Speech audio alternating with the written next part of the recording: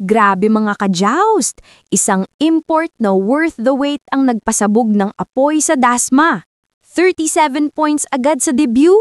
Anna Beer ng Zeus Coffee, tinodo na parang may gustong patunayan. Pero paano nga ba nila pinatumba ang Cherry Tigo? Tara, himayin natin yan. So ayun na nga, after madelay ang kanyang debut dahil sa ITC issues, finally nakalaro na si Anna Beer para sa Zeus Coffee Thunderbells. And guess what? Worth the wait talaga. First game pa lang, nagpasabog na agad ng 37 points. 35 sa attacks, may block and ace pa. Halos kapantay na to ng 38 points ni Ellie Rosu ng Farm Fresh. Ibig sabihin, malakas din tong batang to, as in certified scoring machine. Sa Dasmariñas Arena pa ginanap tong laban na to at punong-puno ang crowd. Set 1 pa lang, ramdam mo na ang init ni Beer. Halos unstoppable sa bawat palo. Zeus Coffee easily took the first set, 25-15. Pero syempre, hindi naman magpapatalo basta-basta ang Cherry Tigo. Bumawi sila sa set 2. Tighter coverage, mas matatag sa net, at pinangunahan pa ng returning star na si Mylene Paat. Final score? 25-19 for Cherry Tigo. Game on! Pero pagdating sa set 3 at 4, bumalik ang momentum sa Thunderbells. Beer, parang may rocket boosters. Halos lahat ng atake pumapasok. May variety pa. May power spike, may off-speed, may smart tip. Name it, ginawa niya.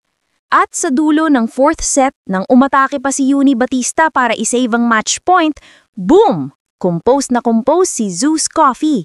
Perfect receive, quick set, tapos si Beer na ang pumatay ng bola. Game over.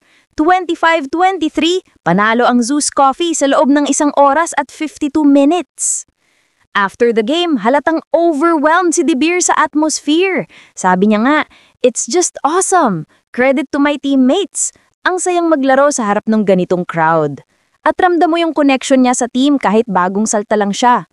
Coach Jerry naman, hindi na raw siya nagulat. Sabi niya, "Nakikita namin yan sa practice. Malakas talaga si Anna." Simple pero bigatin, di ba?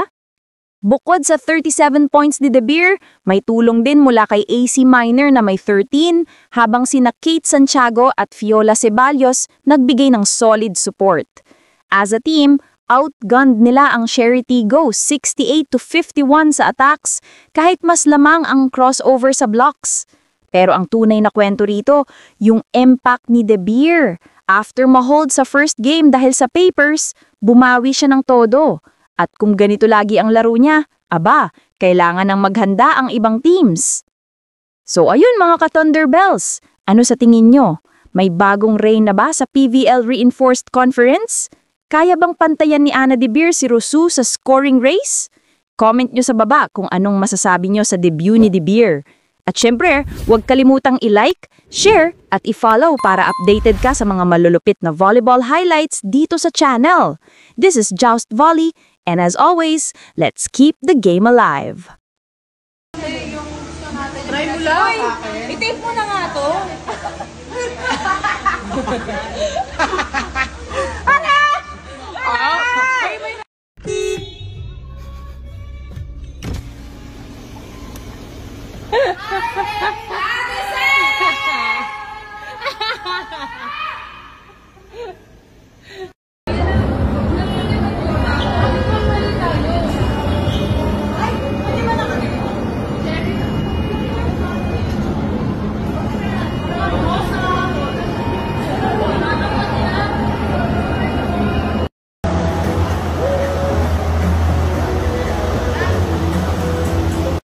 My idol, my inspiration, my shoulder, my toes, my knees, my kuko. Ito yung area ng big, di ba? May tanong sa iyo kung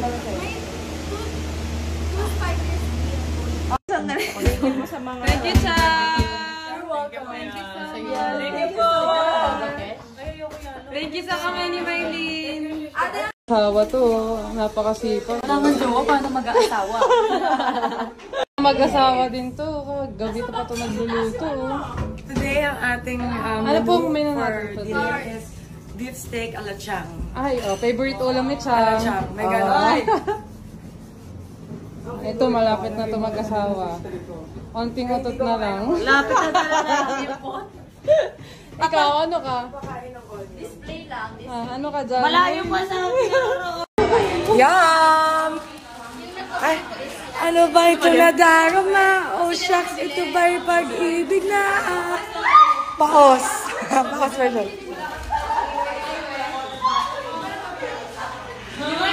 So, sino ka naman sa ano mo? Sa